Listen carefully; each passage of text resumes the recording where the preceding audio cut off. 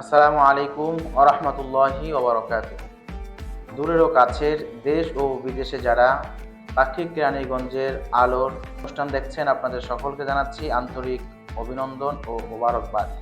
পবিত্র মাহে রমজানুল মোবারক মাসে মহান আল্লাহ দরবারে অসংখ্য কোটি শুকরিয়া, আল্লাহ রব্বুল আলামিন যে আমাদেরকে পবিত্র মাহে রমজানুল মোবারক মাস দান করেছেন, হায়াতের মধ্যে বরকত দিয়েছেন।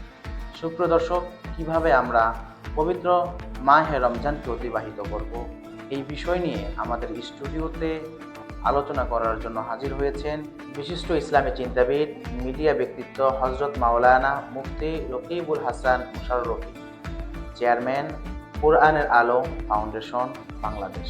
আসসালামু আলাইকুম ওরহমতুল্লাহি ওবরাকাতুহু। ওয়ালাইকুম আসসালাম ওয়া রাহমাতুল্লাহি ওয়া বারাকাতুহু। শাইখ কেমন আছেন? আলহামদুলিল্লাহি রাব্বিল আলামিন। আপনি ভালো আছেন? আলহামদুলিল্লাহ। পবিত্র মাহে রমজান মুবারক মাস আমরা অতিবাহিত করতেছি। জি।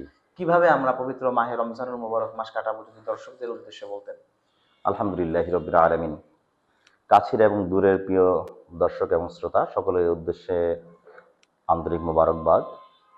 আমাদের খুশকিসমতি যে আমরা মাহে রমজান পেয়েছি, আল্লাহ তাআলা আমাদেরকে পবিত্র মাহে রমজান উপহার দিয়েছেন।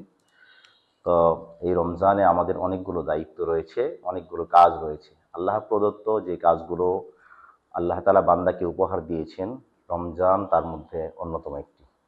তো এই মাসে এটা হলো এমন একটি মাহিন্দ্র মাস, যে মাসে ইবাদতের মৌসুম আল্লাহ তাআলা আমাদেরকে দিয়েছেন। এই ইবাদতের মৌসুমে আল্লাহ তাআলা আমাদেরকে জান্নাত কামাই করার জন্য, জান্নাতে প্রবেশ করার জন্য এত সুন্দর সুযোগ করে দিয়েছেন।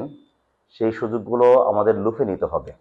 তাই পবিত্র মাহে রমজানে আমাদেরকে কিছু আমল বাড়িয়ে দিতে হবে।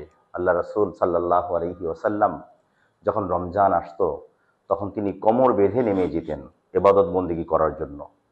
তাই আমরা চাইবো যে আমরাও আল্লাহ তাআলার রাসূলের মতো, তার সাহাবায়ে কেরাম আজমাইনের মতো জিন্দেগি যাপন করে জনাবে রাসূলুল্লাহ সাল্লাল্লাহু আলাইহি ওয়াসাল্লাম আমাদের সামনে যে উপহার দিয়েছেন, যে ইবাদত উপহার দিয়েছেন, যে ইবাদত করিয়ে দেখিয়ে দিয়েছেন সাহাবায়ে কেরাম আজমাইনগণ দ্বারা, আমরা বাস্তবে সেটার প্রয়োগ আমরা দেখতে পাই, আমরা জানতে পারি। তাহলে যে এই রমজানে আমাদের অনেকগুলো দায়িত্ব কর্তব্য বেড়ে যায়, যে দায়িত্বগুলো আমাদের পালন করা জরুরি। আমরা এই পৃথিবীতে একসময় ছিলাম না, এখন আছি, একসময় থাকবো না। আল্লাহ তাআলা আমাদেরকে যখন জান্নাত দিবেন, তখন আমরা জান্নাতে যেও আফসোস করব, শুধুমাত্র ওই সময়টার জন্য যে সময়টা আমার জীবন থেকে অযথা পার হয়ে গেছে।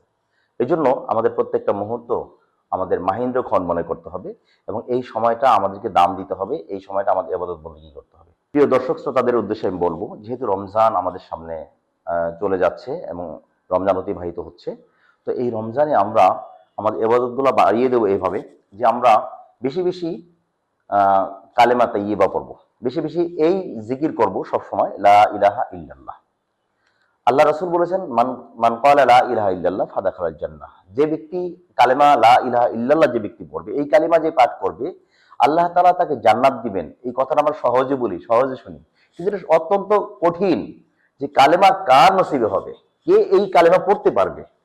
আমি কি পড়তে পারবো? আমি কি শেষ কালেমা কালেমা লা ইলাহা ইল্লাল্লাহ পড়তে পারবো? আমি যদি আপনাকে থামিয়ে দিই যে রমজানে কোন আমলগুলো আমাদের সবচেয়ে বেশি করতে হবে, যদি আমাদেরকে 1 মিনিটে বলতেন। হ্যাঁ। তো রমজানে আমাদের বেশি বেশি কালেমা লা ইলাহা ইল্লাল্লাহ, এটা হাদিসে আসছে, এটা পড়তে হবে। আমাদের উচিত হবে আমরা বেশি বেশি কালেমা তাইয়্যিবা লা ইলাহা ইল্লাল্লাহ, এটা বেশি বেশি আমরা জিকির করব, এবং আল্লাহ তাআলার কাছে জান্নাত চাইবো। আল্লাহুম্মা ইন্না নাসআলুকাল জান্নাতা ওয়া নাউযু বিকা মিনান নার। আরো হাদিসে অনেকগুলো রেফারেন্স আছে, আল্লাহুম্মা ইন্নাকা আফুউন তুহিব্বুল আফওয়া ফাআফু আন্না।